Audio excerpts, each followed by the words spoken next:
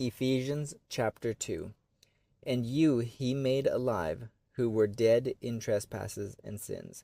in which you once walked according to the course of this world, according to the prince of the power of the air, the spirit who now works in the sons of disobedience, among whom also we all once conducted ourselves in the lusts of our flesh, fulfilling the desires of the flesh and of the mind, and were by nature children of wrath, just as the others.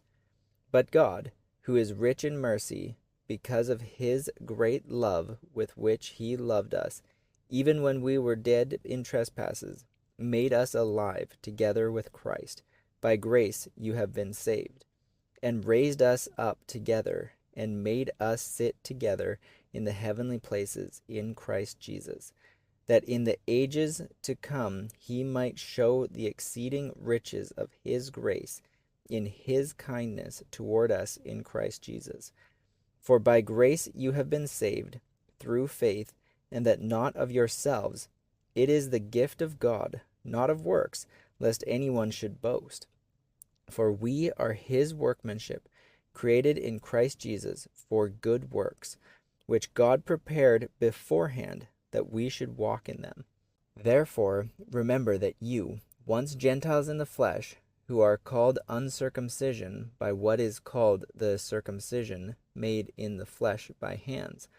that at that time you were without Christ, being aliens from the commonwealth of Israel, and strangers from the covenants of promise, having no hope and without God in the world. But now in Christ Jesus, you who once were far off have been brought near by the blood of Christ. For he himself is our peace, who has made both one and has broken down the middle wall of separation, having abolished in his flesh the enmity, that is, the law of commandments contained in ordinances, so as to create in himself one new man from the two, thus making peace, and that he might reconcile them both to God in one body through the cross, thereby putting to death the enmity. And he came and preached peace to you who were afar off, and to those who were near. For through him we both have access by one Spirit to the Father. Now therefore you are no longer strangers and foreigners, but fellow citizens with the saints, and members of the household of God, having been built on the foundation of the apostles and prophets, Jesus Christ himself being the chief cornerstone,